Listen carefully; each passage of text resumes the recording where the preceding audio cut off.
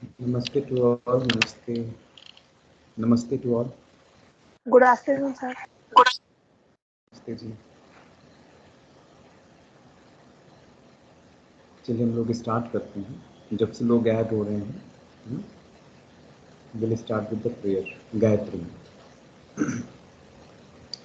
ओम भूर्भुवः स्वः तत्सवितुर्वरेण्यं भर्गो देवस्य धीमहि धियो यो नः प्रचोदयात्.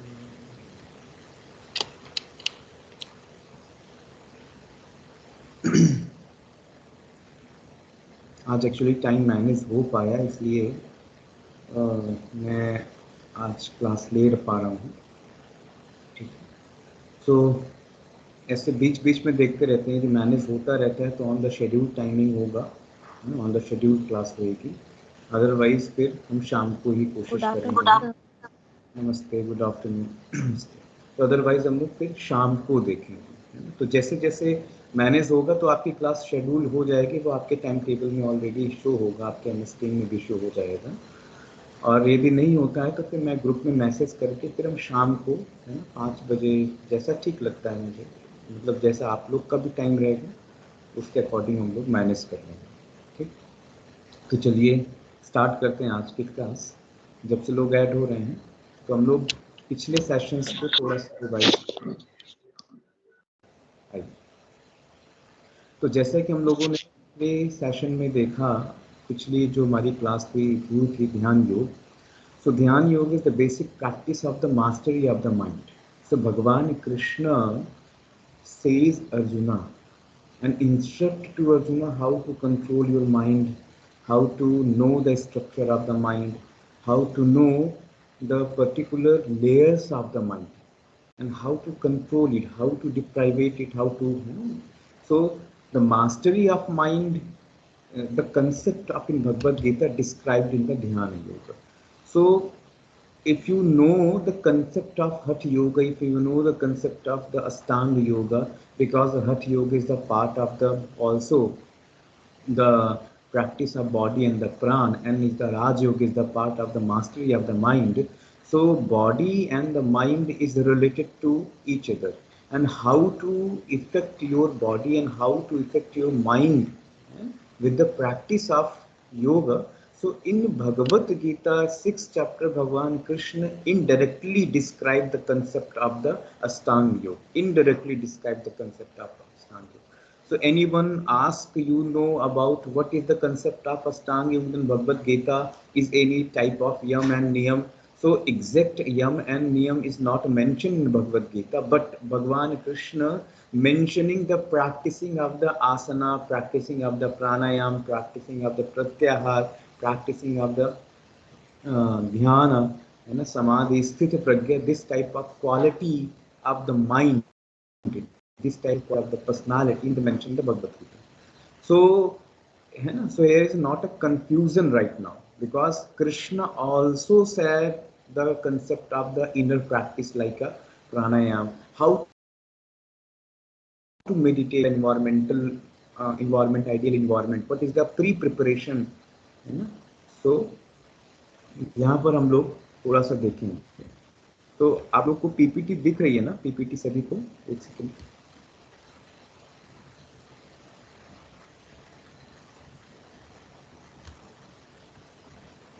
कुछ नेटवर्क इशू भी आ रहा है. वेट.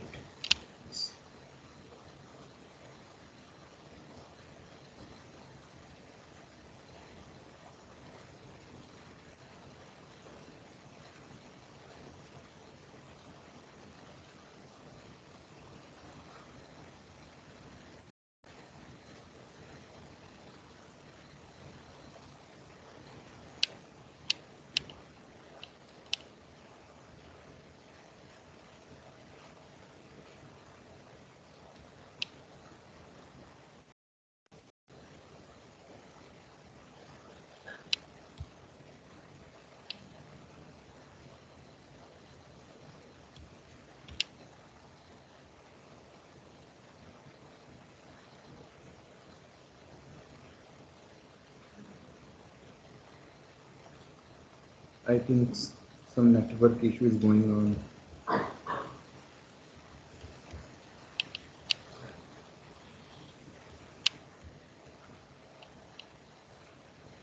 मेरी आवाज आ रही है आप सभी को?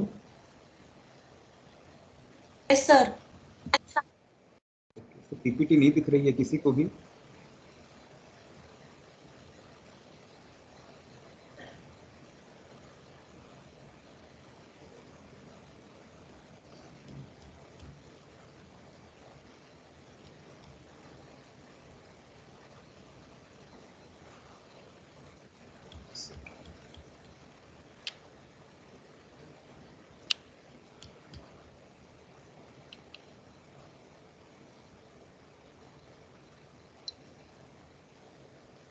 वेट, पता नहीं क्या हो गया।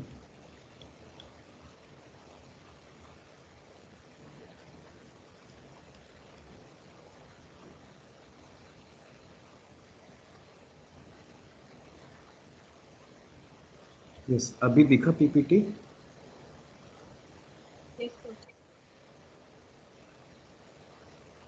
हेलो, दिख रहा है पीपीटी?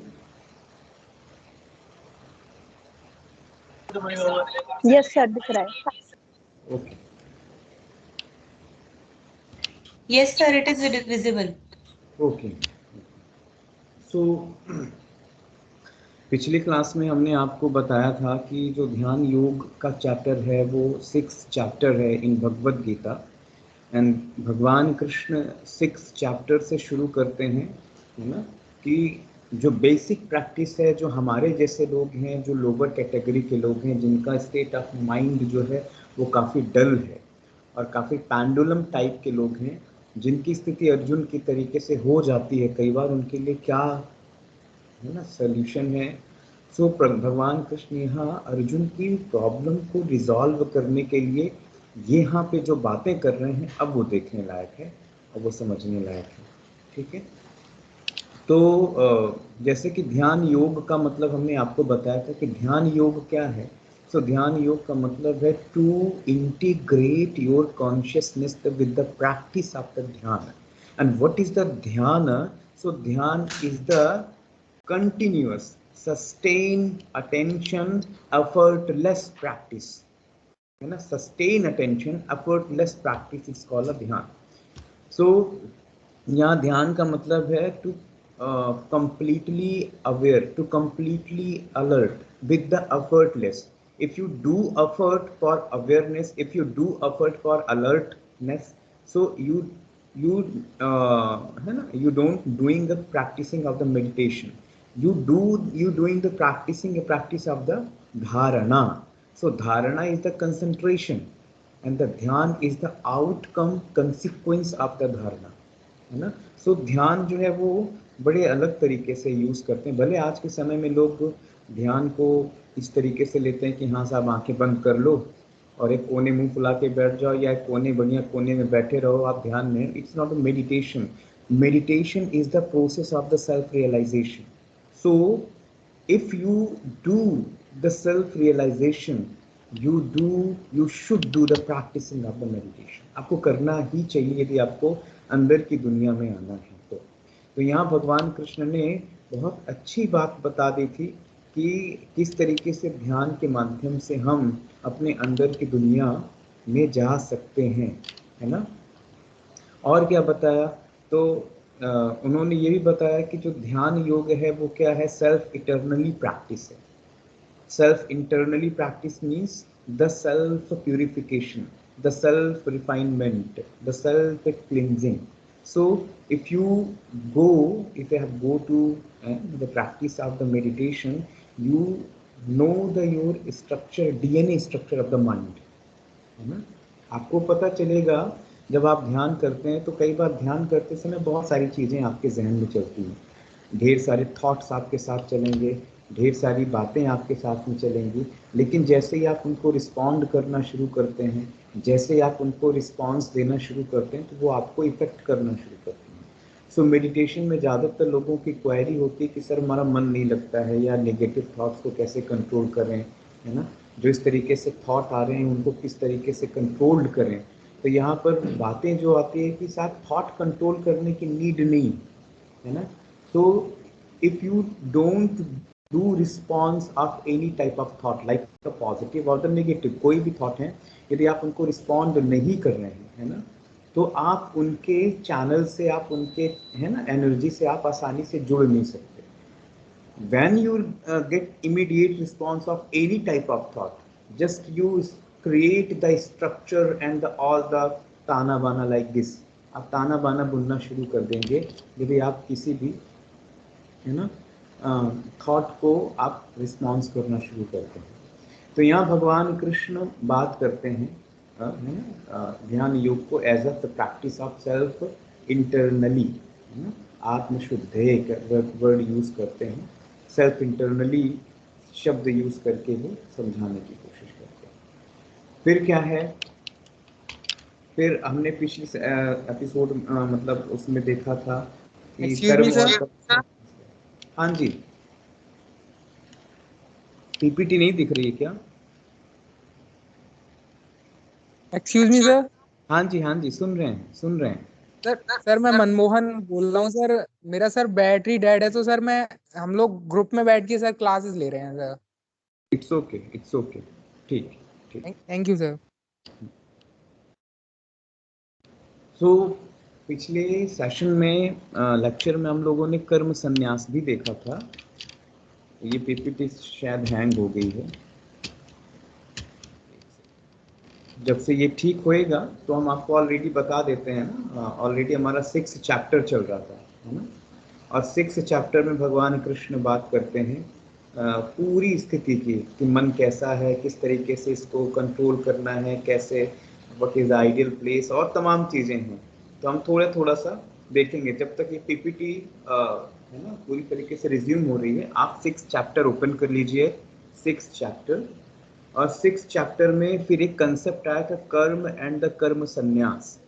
तो हमने कहा था what is the meaning of कर्म संन्यास। सो कर्म संन्यास का मतलब है आप जब कर्म में अकर्म को देखते हैं और अकर्म में कर्म, मीन्स अकर्म इज द, अकर्म को हमने क्या कहा था, अकर्म क्या है? So akarma is the action of the feeling of non doerness. अकर्तापन का भाव अकर्म कहलाता है। और कर्म क्या है? सो कर्म इज द गुड एक्शन, है ना। सो जब आप डूअर, नॉन डूअर की जगह डूअर देखते हैं, डूअर की जगह non doer action, means non doer की जगह गुड एक्शन देखते हैं, गुड एक्शंस की जगह नॉन डूअर एक्शंस देखते हैं, ये कहलाता है कर्म संन्यास। अब आगे हम लोगों ने ये भी देखा था कि कैसे हमें भगवान कृष्ण जो बात करते हैं तो वो कहते हैं कि हम प्रत्याहार की स्थिति की भी उन्होंने बात की आगे। और फिर एक जगह वो कहते हैं कि किस तरीके से अपनी इंद्रियों को कंट्रोल करना चाहिए, है ना, अपने इंद्रियों को किस तरीके से कंट्रोल करें, किस तरीके से इंद्रियों को आगे करें। तो वो कहते हैं कि जिस तरीके से, ये बहुत अच्छा श्लोक है उनका जो यहाँ पर भगवान कृष्ण समझाते हैं कि हम किस तरीके से, तो जैसे कछुआ अपनी इंद्रियों को, है ना, जैसे कछुआ अपनी इंद्रियों को समेट लेता है, उस तरीके से हम अपनी इंद्रियों को, है ना, कंट्रोल कर सकते हैं। सो विथड्रॉल ऑफ द सेंसेस, भगवान प्रत्याहार की भी बात यहाँ पर करते हैं। तो एक श्लोक यहाँ पर देखने को समझ में आता है।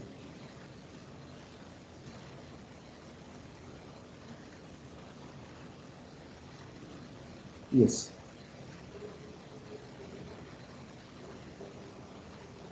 बंधुरात्मन तस्य यैनमय्यवात्मनजितः अनात्मनस्तु शत्रुत्वे वर्तेत्वामैव शत्रुवत्। मीन्स जो जीवात्मा द्वारा मन और इंद्रियों सहित शरीर जीता हुआ है, वह जीवात्मा को आप ही मित्र, और जिसके द्वारा मन तथा इंद्रियां सहित शरीर नहीं जीता गया है, वह अपने आप ही शत्रु है। तो हमने ये जो श्लोक है, ठीक है, 5th नंबर का, तो 5th नंबर के श्लोक में बात आई थी कि आपका मन ही आपका दुश्मन है तब जब आपने अपने मन को ट्रांसफॉर्म नहीं किया है, जब ने आपने अपने मन की नहीं सुनी है। और आपका मन ही आपका मित्र है जब आपने अपने मन के, है ना, इशारे, या यूँ कहें तो आप अपनी इंद्रियों को, आप अपने मन को कंट्रोल कर चुके हैं। एक श्लोक बहुत अच्छा है जो भगवान कृष्ण कहते हैं 4th नंबर का 6th चैप्टर 4th नंबर का श्लोक। तो उसमें भगवान श्री कृष्ण क्या कहते हैं, तो उसमें भगवान श्री कृष्ण कहते हैं कि अपने द्वारा मीन्स उद्धरेत आत्मानाम नानात्मन वसदेत आत्मैव ह्यात्मनो बंधु है ना, बंधुरात्मैव रिपुरात्मन मीन्स उद्धरेदात्मात्मानाम, अपने द्वारा अपना संसार समुद्र से उद्धार करें और अपने को अधोगति में न डालें, अपनी एनर्जी को है ना वेस्ट ना करें। सो क्या करें, सो आत्मैव ह्यात्मनो बंधुरात्मैव, जो व्यक्ति अपने आप का मित्र होता है और अपना ही शत्रु हो जाता है, तो हमें अपने मन को मित्र और अपने मन को शत्रु, हम यदि शत्रु बना लिए तो अपना सत्यानाश कर लिए, या मित्र बना लिए तो हम अपना उद्धार कर लिए। तो यहाँ भगवान कृष्ण कहते हैं कि हम अपने आप को किस तरीके से कंट्रोल करें। सो क्वेश्चन और आगे आता है कि किस तरीके से हमें और कंट्रोल करना है, ठीक है।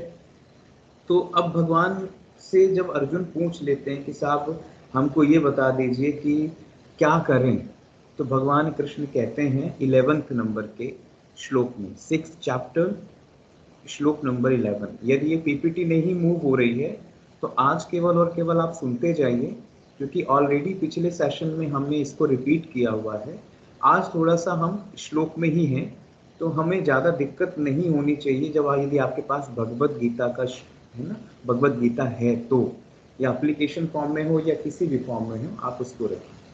सो भगवान कृष्ण क्या कहते हैं, what is the ideal place, भगवान ध्यान के बारे में कहते हैं और कहते हैं आदर्श स्थान क्या है, what is the ideal environment of the ध्यान, कैसे प्रिपरेशन करना है। सो भगवान कहते हैं शुचौ देशे प्रतिष्ठाप्यम स्थिर आसमनात्मनः नात्युच्च नीतम नाति नीचम चैलाजिन कुशोत्तरम। हमने पिछले सेशन में ये भी देखा था कि भगवान क्या कहते हैं कि आप अपने आप को कैसे करें, शुद्ध भूमि में, शुचौ देशे, कैसा होना चाहिए प्लेस, शुचौ देशे, जिसके ऊपर क्रमशः कुशा मृग छाला और वस्त्र विषय हैं, है ना। तो ऐसा मैट होना चाहिए, ऐसा आसन होना चाहिए जो कुश है ना, वस्त्र और मृग छाल का हो, और क्या हो, नात्युच्चितम नाति नीचम, ना तो बहुत ऊंचा हो और ना ही बहुत नीचा हो, ऐसा जो प्लेस है हमें सिलेक्ट करना चाहिए, और इसमें अपने आसन को किसी भी पोस्चर में आप स्थिर होकर बैठें। तो यहाँ तक भगवान बात करते हैं किसकी, ध्यान योग की, है ना, ये ध्यान योग के कंसेप्ट। अब आगे जो है ये मेजर है, ये इंपॉर्टेंट चीज है जो भगवान यहाँ आगे बात करते हैं। तो क्या कहते हैं, तत्रैकाग्र मनः कृत्वा यत् चित्तेन्द्र क्रियः उपविश्यासने युजाद्योग आत्मविशुद्धये। तो क्या करना है, अब आइडियल प्लेस तो मिल गया है ना, आपको आइडियल प्लेस मिल गया है। अब उस आइडियल प्लेस मिल जाने के बाद अब आगे की क्या प्रैक्टिस है, सो यहाँ पर कहते हैं तत्रैकाग्र मनः, उस आसन पर बैठकर मन को एकाग्र करते हुए, कैसे, तो आगे भी बताएंगे कैसे करना है। और क्या करना है, यत चित्तेन्द्रिय क्रिय, आपके इंद्रियों का जो एक्शन है, इंद्रियों के जो काम है, इंद्रियों का जो फंक्शन है, उसको भी कंट्रोल करते हुए उपविश्यासने, क्या करना है, उपविश्यासने युज्योग आत्मविशुद्धये, कैसे करना है, तो अपने मन को एकाग्र करके अंतःकरण की शुद्धि के लिए, है ना, योग का अभ्यास करें। तो यहाँ तो भगवान भूमिका बना रहे हैं कि योग के अभ्यास का what is the outcome consequence, या व्हाट इज द प्रिपरेशन। तो भगवान प्रिपरेशन बताते हैं कि कैसा आइडियल प्लेस हो, और हमारा इंडिविजुअल प्रिपरेशन क्या हो, हम मन से और इंद्रियों से किस तरीके से डिसिप्लिन लेके आए। सो आप लोग भी जब कभी प्रैक्टिस करते हैं तो आप क्या करते हैं, एनीवन, जब आपको प्रैक्टिस के लिए जब आपको बिठाया जाता है तो क्या करवाया जाता है,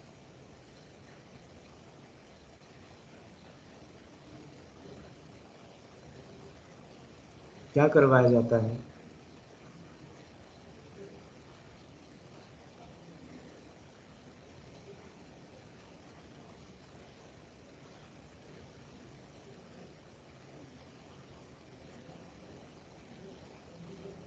हेलो, मेरी आवाज आ रही है? हेलो,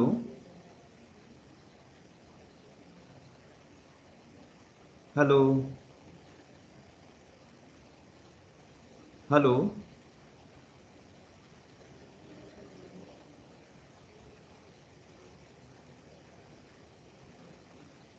हेलो, मेरी आवाज आ रही है क्या? Yes, sir. यस। तो आप लोग इतना लेट रिस्पांस क्यों दे रहे हैं?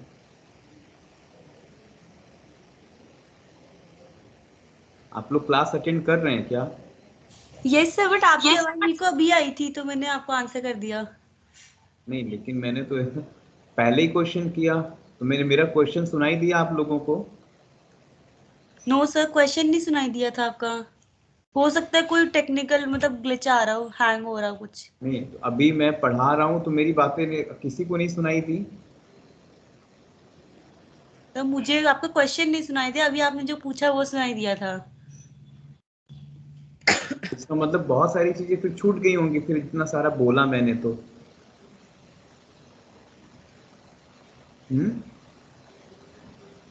आप लोग क्लास अटेंड कर रहे हैं ना? Yes sir. Yes, sir.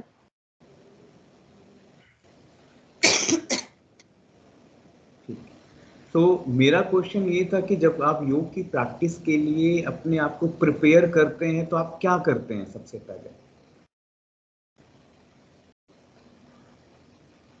Sir मतलब हम रियलाइज करते हैं उस चीज को कि हम क्या करने वाले हैं अभी नेक्स्ट। अपनी बॉडी को प्रिपेयर करते हैं उस हिसाब से। क्या करते हैं, क्या प्रिपेयर करते हैं? कि जैसे सपोज अगर हमें पादहस्तासन करना है तो नहीं, हम उस। Padahastasana is advance thing. आप जब योग की प्रैक्टिस के लिए बैठते हैं उससे पहले क्या करते हैं? अच्छा, उससे पहले। सर उससे पहले तो सच कुछ नहीं करते ना। तो यदि आप किसी को कराओगे तो आप क्या कराओगे? How to prepare of the mind, how to prepare of the body, कैसे सर डिसिप्लिन ओम चैंटिंग के थ्रू हम कर सकते हैं या में फिर पहले क्या करते हैं? और तो हम लोग प्रैक्टिस कर रहे हैं इस समय। क्या चीज सर? आप लोग प्रैक्टिस कर रहे हैं इस समय योग की। यस सर, प्रैक्टिकल सुबह होता है सर 2 घंटे। आपके टीचर क्या कराते हैं? सीधे बैठा कर ओम करवाते हैं? नहीं सर, मतलब स्ट्रेट अप जो बॉडी, बैक, इरेक्ट तो क्या स्पाइन। कहते हैं इसको, क्या कहते हैं आप लोग? सर मतलब रेडी पॉस्चर ही हो गया एक तरीके से ये देह धारणा है, ठीक है। बॉडी अच्छा। कंसंट्रेशन देह धारणा कहते हैं। तो जब ओके ओके। कोई भी प्रैक्टिस शुरू करते हैं तो उससे पहले जो अपने माइंड और बॉडी की प्रिपरेशन करते हैं, हाँ हाँ। देह धारणा। और यहाँ ओके। भगवान कृष्ण भी देह धारणा करवा रहे हैं किसे? अर्जुन को।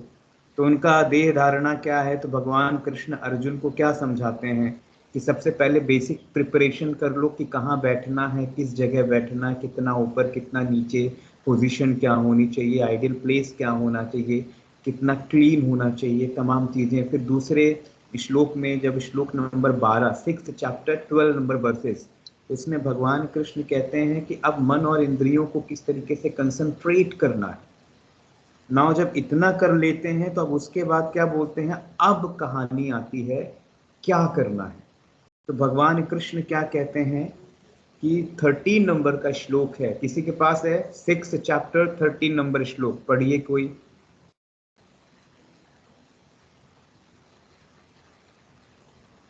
एनीवन? 6 चैप्टर 13 नंबर श्लोक।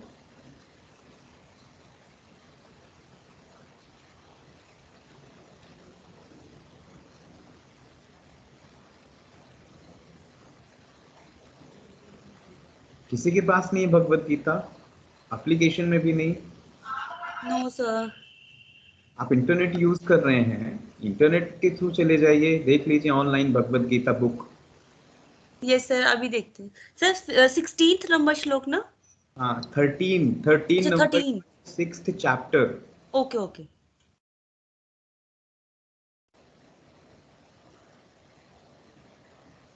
या आप गूगल में टाइप करिए 6 चैप्टर 30 नंबर श्लोक, अपने आप आ जाएगा।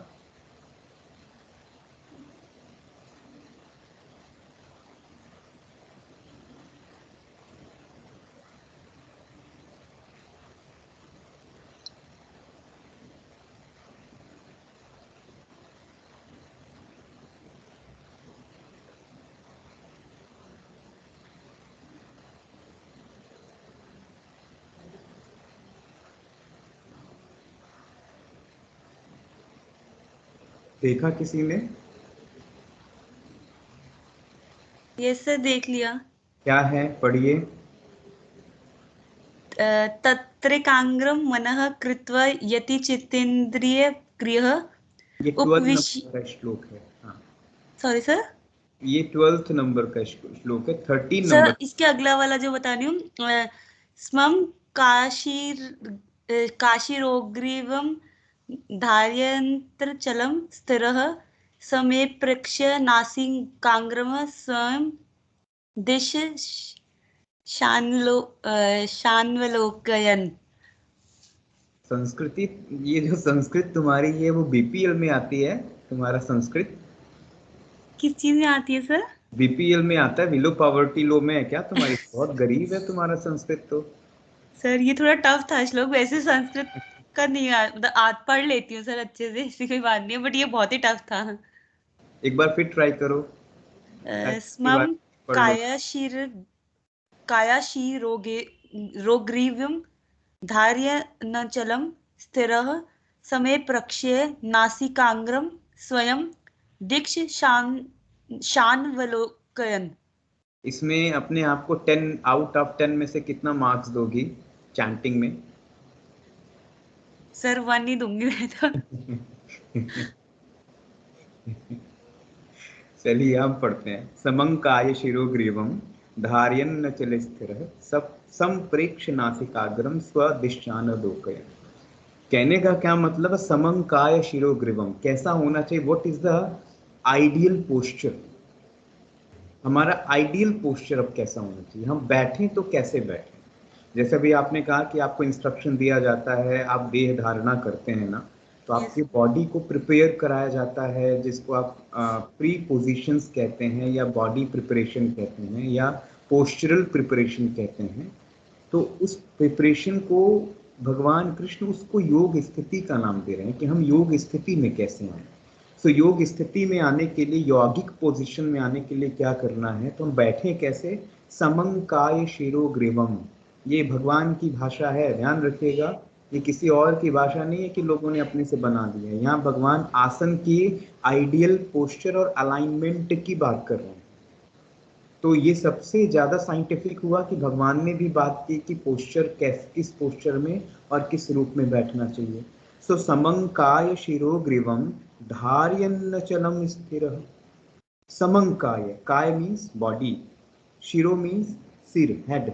स्ट्रेट बॉडी, हेड, नेक होल्डिंग होना चाहिए इसके अंदर मतलब। ये जो आपने सुना, यहाँ भगवान यहाँ लिख रहे हैं। अब वो क्यों कर रहे हैं उसके पीछे का हम लोग साइंटिफिक लॉजिक देखते हैं अभी। यस। तो समंकाय शिरोग्रीवम धारयन्नचल स्थिर, कैसा बैठे? समम मीन्स बैलेंस, समम मीन्स बैलेंस, काय मीन्स बॉडी, शिरो मीन्स हेड, ग्रीवम मीन्स नेक, गला, है ना। तो उसको कैसा करें? धारयन्नचल स्थिर, होल्डिंग एंड अनमूविंग। यस, उसको स्टेबल, स्टेडीनेस यस सर। करके स्थिर होकर बैठे। और जो इंपॉर्टेंट चीज क्या है? संप्रेक्ष्य नासिकाग्रम, कैसा? The tip of nose, nose. नाक के आगे देखना है। स्वदिशाश्चन वो अवलोकयन, और कोई भी दिशाओं को ना देखते हुए कहाँ देखना है? ऑन डायरेक्शन, मतलब खाली नाक पे देखना है। ये जो पोजीशन है, इस पोजीशन को आप क्या कहते हैं? Central alignment position of the posture. Yes sir. Central alignment, यहाँ भगवान कृष्ण सेंट्रल अलाइनमेंट। अच्छा, हमें सीधा क्यों बैठना चाहिए? What is the science behind it? Sir science behind, क्या है साइंस इसके पीछे? सीधा बैठने का लॉजिक क्या है? सर वो तो ताकि सब माइंड अपना उसी हिसाब से काम करे, तो कुछ ऐसा। तो हम यदि हम लेट जाएं तो माइंड काम नहीं करेगा। नहीं सर वो तो होगा, बट साइंटिफिक रीजन नहीं पता सर इसका स्ट्रेट बैठने का। आपने नर्वस सिस्टम पढ़ा है किसी ने? Yes sir. Nervous system, spinal cord पढ़ा है? Yes sir. कहाँ होती spinal cord? Sir back side में अपने तो नाम क्या कहते हैं, नाम क्या है? ऐसे back side, up side, down side ऐसे नहीं होता ना बॉडी में, नाम होते हैं। तो उसको क्या कहते हैं, जो बैक साइड की बोन है, क्या कहते हैं उसको? वर्टिब्रल। वर्टिब्रल बोन के अंदर क्या होता है? स्पाइनल कॉर्ड होता है। Yes sir. स्पाइनल कॉर्ड का फंक्शन क्या है? To erect the spine. ये फंक्शन है।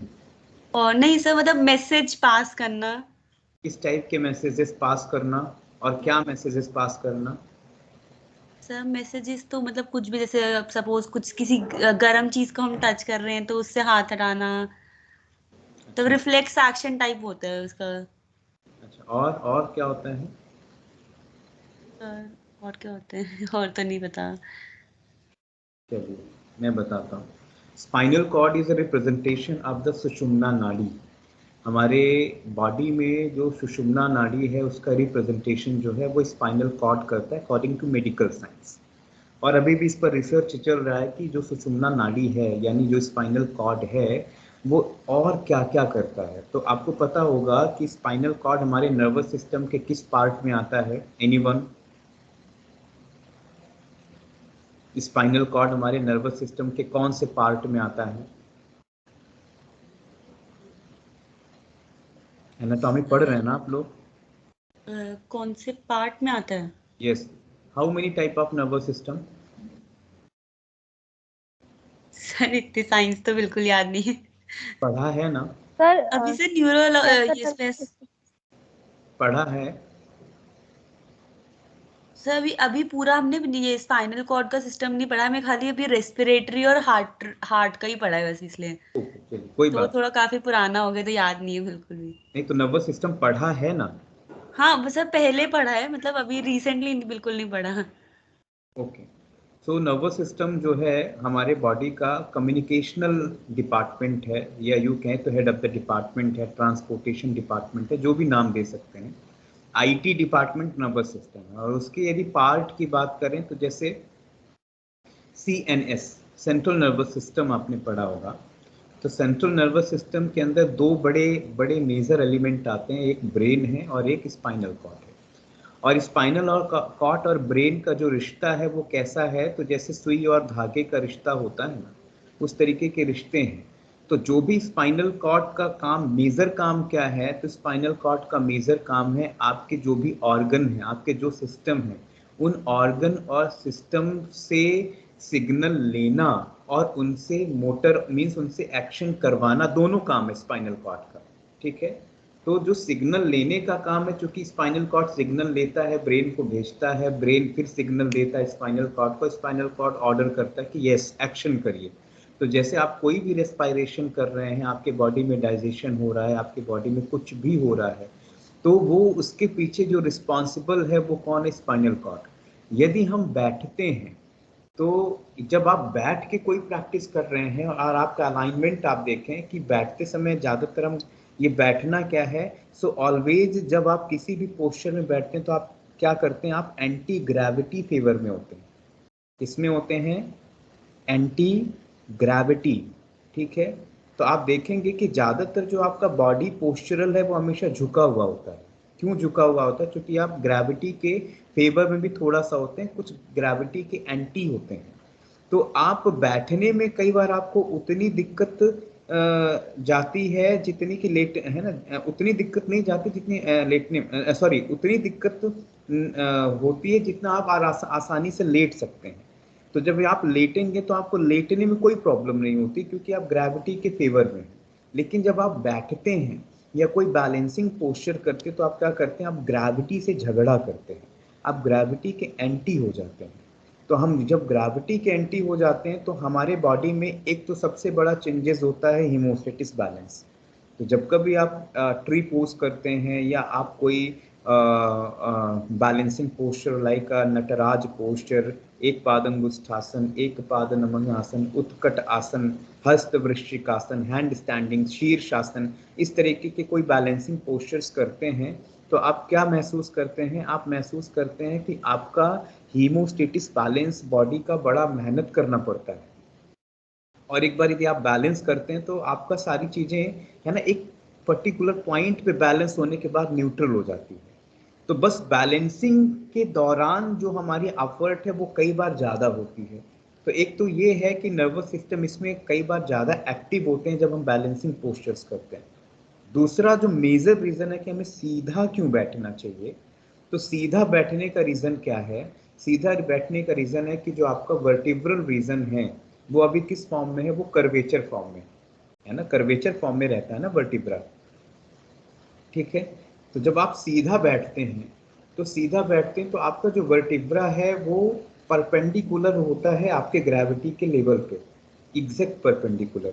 और जैसे ही आपका वर्टिब्रा परपेंडिकुलर होता है तो स्पाइनल कॉर्ड का भी अलाइनमेंट सेंट्रलाइज हो जाता है, और जैसे उसका अलाइनमेंट सेंट्रलाइज हुआ तो जो भी इंफॉर्मेशन आ रही है जा रही है during the practicing of the any type of practice in yoga, like a pranayama, like a breathing, like a mudra bandh, like anything type of practice, any type of chanting, recitations.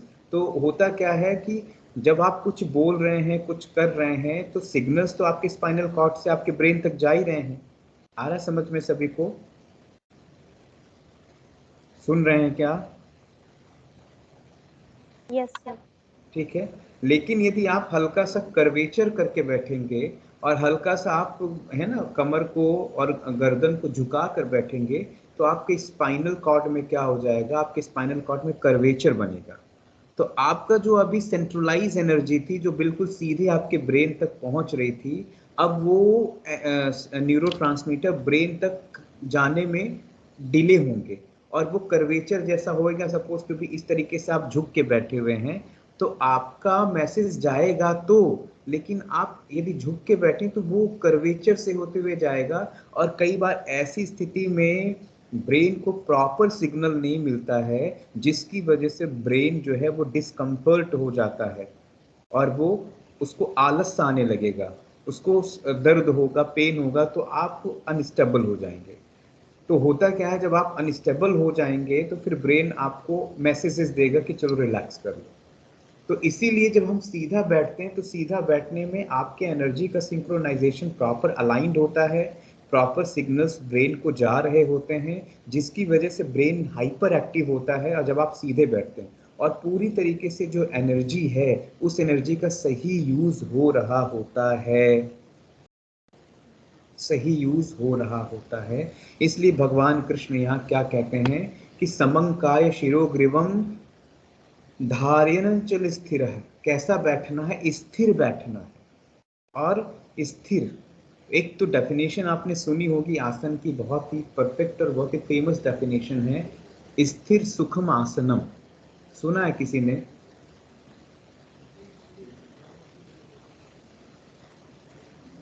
सुना है क्या? स्थिर सुखम आसनम सुना है क्या? Yes sir. क्या मतलब हुआ इस श्लोक का, इस सूत्र का?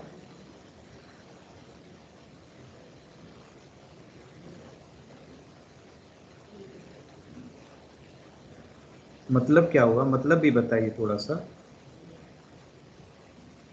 सर जिस आसन में स्थिरता होती है, जिस आसन में स्थिरता मतलब उसमें हमें कोई किसी भी तरीके का मतलब चेहरे पे कोई शिकन नहीं आनी चाहिए, मतलब जिसमें हम सुख पूर्वक बैठे हो, मतलब आसन कर रहे हो। तो मैं पश्चिमोत्तानासन करूं तो वहां तो बड़ा दर्द होता है, मयूर आसन करते हैं तो हम तो रुक नहीं पाते, यस। तो आसन नहीं है क्या? नहीं, आसन है सर, पर अगर उनकी प्रैक्टिस करेंगे तो वो ज्यादा अच्छे हो जाएंगे और धीरे धीरे जो दिक्कत होती है वो कम होती जाएगी। अच्छा, तो जैसे सपोज टू बी कि मैं कोई भी पोस्चर करता हूँ जी। लेकिन हम स्टेबिलिटी नहीं है, लेकिन हम उसको 2 घंटे कर लेते हैं, स्टेबिलिटी नहीं है मेरे अंदर, बट हम 2 घंटे आराम से कर लेते हैं इधर उधर करके बड़ी मुश्किल से। अब पद्मासन में भी आपको बिठा दें और पद्मासन में मैं आपको बिठा दूं और बोलूं 1.5 घंटे पद्मासन लगा के रखिए, तो 1.5 घंटे पद्मासन यदि आप लगा के रखी हैं तो उस समय आप फिजिकली इधर उधर थोड़ा सा इधर उधर कर ही रहे हैं, है ना, लेकिन पद्मासन खोल नहीं रहे हैं, पद्मासन आपका ब्रेक नहीं हो रहा है, तो क्या वो आसन है? नहीं सर, क्यों नहीं है? क्योंकि सर उसमें हमारा ध्यान बस इसी में ही होगा कि कब 1.5 घंटा हो और हम हटाए, और सर उसके बाद पेन भी बहुत होगा। यस, तो इसका मतलब आपके मन को पेन हो रहा है, आपके शरीर को पेन हो रहा है, तो शरीर तो चलो स्टेबल है, लेकिन मन तो स्टेबल नहीं है ना सुखपूर्वक। Yes sir, yes sir. सारा ध्यान कहाँ जा रहा है कि आपने लॉक कर रखा है, कब 1.5 घंटा हो, कब हम छोड़ें। तो आसन की जो ये डेफिनेशन है, स्थिर सुखम आसनम, मीन्स आसन वो है जिसमें आपका बॉडी और माइंड स्टेबल और पीसफुल हो, और जितनी देर के लिए आपका बॉडी और माइंड पीसफुली और स्टेबली सिट कर रहा है, वो उतनी देर के लिए आसन है। तो यदि आप 2 मिनट के लिए पद्मासन करते हैं और 2 मिनट करते समय आप उसी समय पद्मासन में ही होते हैं और प्रसन्न भाव में रहते हैं, हैप्पी मूड में रहते हैं, चीयरफुलनेस मूड में होते हैं, और आप स्टेबल होते हैं, तो वो आसन है। 2 मिनट के लिए आसन तो है। भले आप 1 घंटे के लिए लगा रहे हैं, 1 घंटे में आप 2 मिनट स्टेबल हुए, तो वो 1 घंटे में 2 मिनट आपका आसन था, बाकी रेस्ट ऑफ ऑल 58 मिनट क्या था? तो 58 मिनट जो था वो कहीं ना कहीं स्ट्रगलिंग मूवमेंट था आपका, ठीक है। तो भगवान कृष्ण यहाँ पर वो भी कह रहे हैं, और बहुत अच्छी बात करें, धार्यन चल स्थिर, स्थिर होके बैठना, इन्हें कि अभी 2 मिनट बैठे फिर कुछ और कर रहे हैं, फिर कुछ और कर रहे हैं, फिर जैसे योग की प्रैक्टिस आज के समय में लोग क्या करते हैं, तो कहीं से भी टीवी में सुना कि साहब 5 मिनट करिए लेकिन जरूर करिएगा, 5 मिनट ध्यान में बैठिए लेकिन जरूर बैठिएगा। तो लोग क्या करते हैं, 5 मिनट बैठते तो हैं, लेकिन उन 5 मिनट में वो जैसे मेरे फादर हैं, तो मैं अपने पिताजी का एग्जाम्पल देता हूँ। ऐसे बीच में मैं प्रैक्टिस कर रहा था, तो मेरे पापा जी ने कहा कि क्या कर रहे हो ये तुम? तो मैंने बताया कि ये प्रैक्टिस है। मैंने कहा आप भी बैठिए थोड़ी देर के लिए।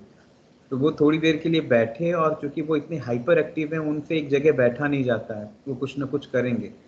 तो मैंने कहा बैठ के कपाल भाती करिए, हो गया। तो कपाल भाती मैंने उनको सिखाया, और मैंने कहा बैठ के कपाल भाती करिए। वो कपाल भाती करते करते करते करते 2 मिनट हुआ कि नहीं, वो अचानक से साइड में आलू रखा था और चाकू रखा था, तो आलू काटने लगे कपाल भाती करते करते। तो मैंने बोला ये क्या है?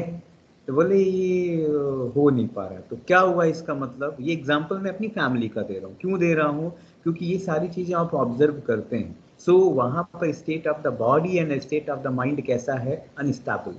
सो asana is the state of body and the mind, but stable condition of the state and body and the mind, stable condition and the peaceful condition, happy condition. तो जितनी देर के लिए आप सुख पूर्वक हैं, सुखी सुखी मन से हैं, आप उतनी देर के लिए आसन में हैं।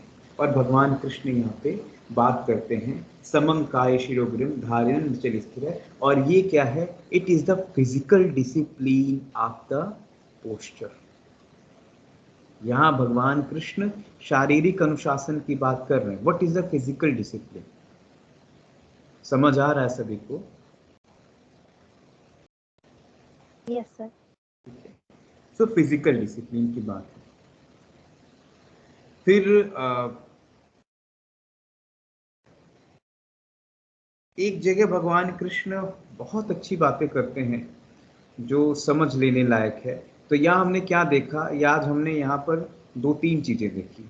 एक तो आइडियल प्लेस क्या है, आइडियल प्लेस के बाद व्हाट इज द धारणा, व्हाट इज द, है ना, preparation of the body and the mind, और उसके बाद आसन कैसे करें, आसन में कैसे बैठें। तो भगवान कृष्ण ने इसकी बात की कि आसन में हम बैठे कैसे, ठीक है, आसन में किस तरीके से बैठा जा सकता है। तो भगवान ने यहाँ पर बात की, ठीक है। तो बेसिक ध्यान योग में भगवान कृष्ण इन तरीके की बात कर रहे हैं। फिर आगे क्या कहते हैं?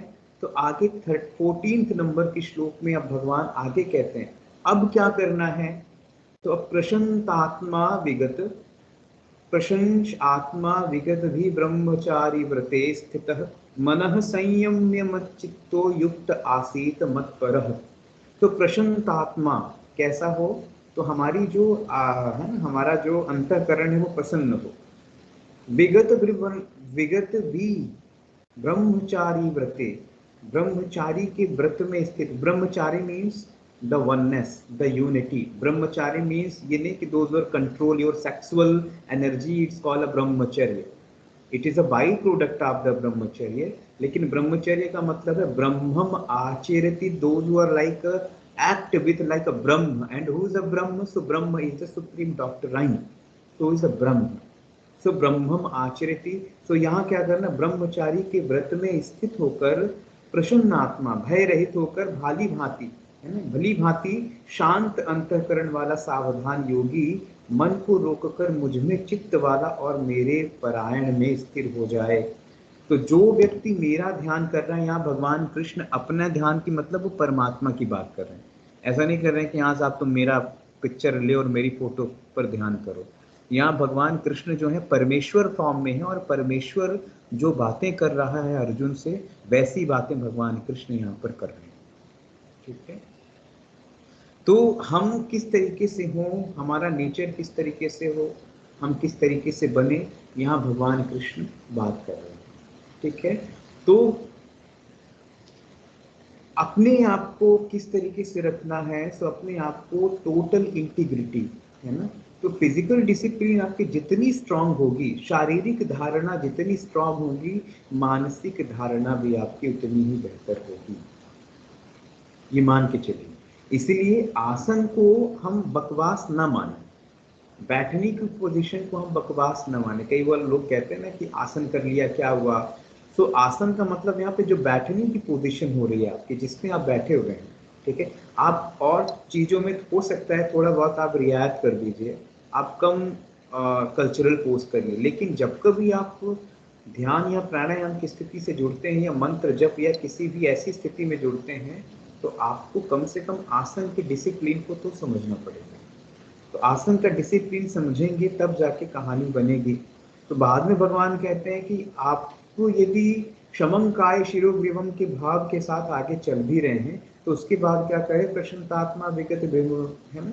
तो जो ब्रह्मचारी के व्रत का अनुष्ठान करते हुए अपने मन को मेरे में लगाएं और शांत और स्थिर पूर्वक, इसी को कहते हैं उपासना, इसी को कहते हैं उपासना।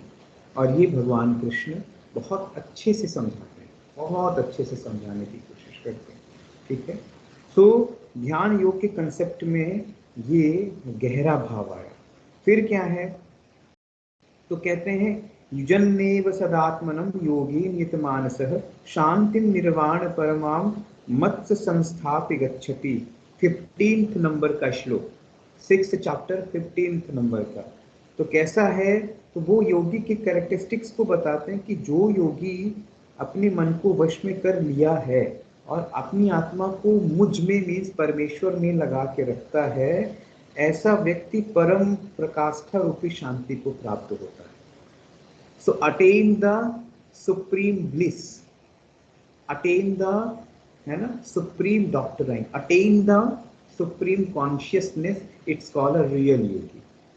ठीक है, तो ये प्रैक्टिस जो यहाँ पर अभी बताई गई है, इस प्रैक्टिस को यदि करें तो हम, है ना, अल्टीमेट ध्यान योग की अवस्था में आ सकते हैं।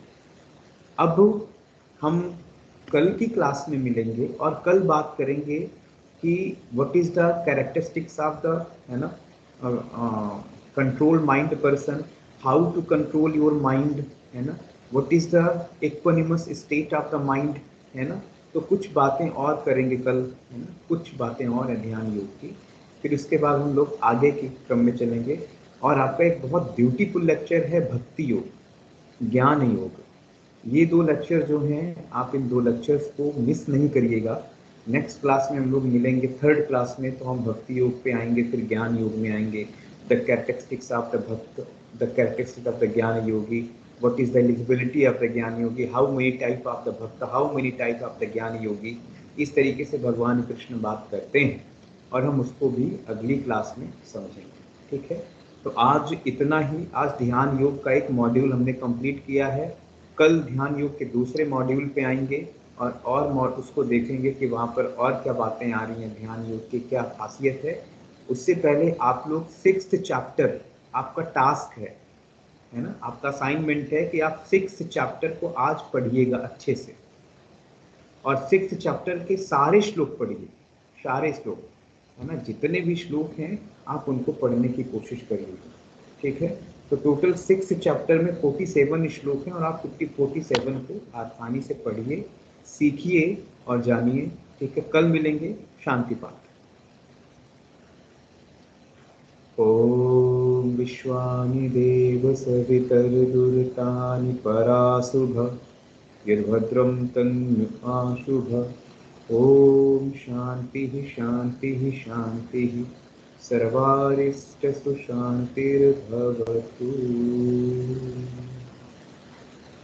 Thank you to all. You can, thank you sir.